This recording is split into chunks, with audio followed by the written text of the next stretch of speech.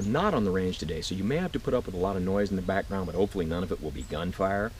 And fair warning, all I'm going to do today is talk. Now, recently we went over 200,000 subscribers, and to everyone who's been a part of that, thank you. And I don't want this to sound like some half-assed acceptance speech, but I'm being very sincere when I say I want to thank all the people who've helped me work on these things, all the people who've sent me stuff like ammunition and holsters and body armor, all the people who donated on Patreon, all the people who have watched, made commentary, and hit the like or dislike button. And I'm not qualified to say how those three things help, but they do. And yeah, Stu, that is noticed, that is helpful, and it is greatly appreciated.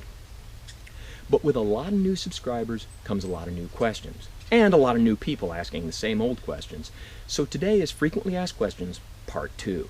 And the first thing I want to talk about is eye protection and ear protection. A lot of people ask about that. Well, I do have safety glasses, and I do frequently use them. And a lot of people will disagree with my point of view, but I don't think they're really necessary when shooting paper targets or using the chronograph. But I do use them when shooting the soda jugs, the cinder blocks, the meat targets, and steel clangers. But I often take them off before I get back on camera, and there's some reasons for that. The two primary ones being because I use facial expressions to get my point across, the glasses hinder that, and because they look dumb, and I don't need any help in that department. Now, as far as hearing protection, I wear earplugs with every shot I take. This is my Army issue earplug case. It was part of my uniform, at least when wearing BDUs. For the first few years I was in the Army, later it wasn't. But I still have earplug cases like this on several of my shooting jackets. And that brings up the topic of the Army and my military career. Well, if you want the long, boring version, you can watch Frequently Asked Questions Part 1, but the condensed version is, prior to being in the Army, I was in the Marine Corps, where my MOS was 0311. In the Army, it was 11 Bravo 40. I was in for a total of 20 years, and now I'm retired. When people see in the opening sequence that segment where you see all the badges and they see Army and Marine Corps shooting badges, that's why I was in both. And serving in more than one branch of the military is more common than you might think. Now that brings up the topic of the opening sequence, and a lot of people have asked, why did we have a certain sequence? Then it appeared we were alternating between two, and now we have a new one. That's because Stan, our post-production guy, reached a point where his health was such he couldn't do all the work, and so we had two post-production crews for a while, and then his health reached the point where he was unable to do any work. And so now, the post-production crew is solely two guys' computers in Walla Walla, Washington. And that brings up the topic of the crew that I mention occasionally. I work with a group of people who have different education and background that allow them to bring a lot to the table. Healthcare professionals, building contractors, auto mechanics, current and former military personnel, current and former law enforcement personnel.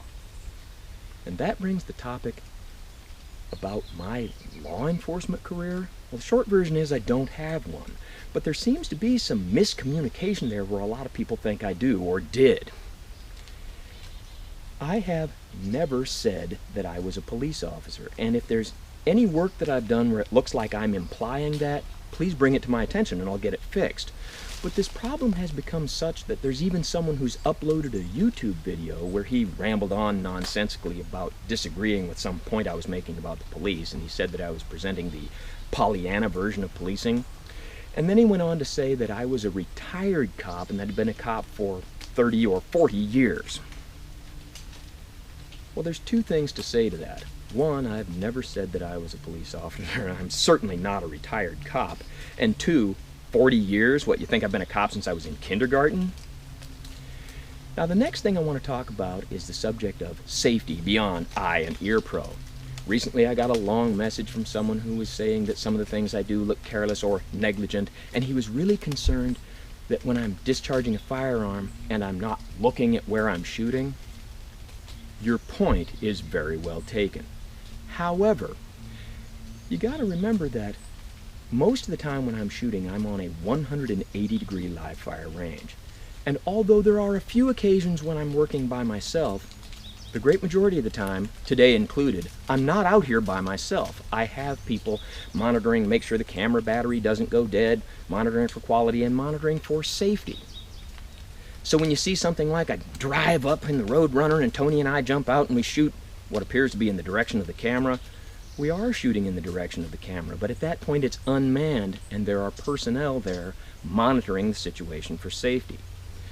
Now, as far as when I'm shooting without looking, admittedly I've gotten to the point where I can't read a newspaper anymore. However, I do have pretty good peripheral vision. I can see that. So even though it might appear that I'm not looking where I'm shooting, yes I am. Now there's one more thing I want to talk about. A lot of people have asked about political agendas and political commentary. I stay out of the political arena.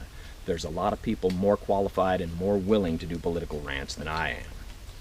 However, as I'm filming this today, the election is coming up very soon. And there is a long speech that I give that I'm going to give you a very condensed version of today. And that is the difference between a citizen and a subject. And in my opinion, there are two very big, very important differences. One of those being a citizen has the right to own a firearm, and a citizen has the right to vote. I would encourage all responsible citizens to get the proper training, get the proper education, to not look at either firearms ownership or voting in a casual manner.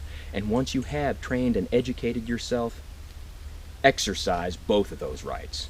And in the near future, get out there and vote. So if you've sat through this whole thing, thank you for your patience. Thank you for helping us reach 200,000, and thanks for watching.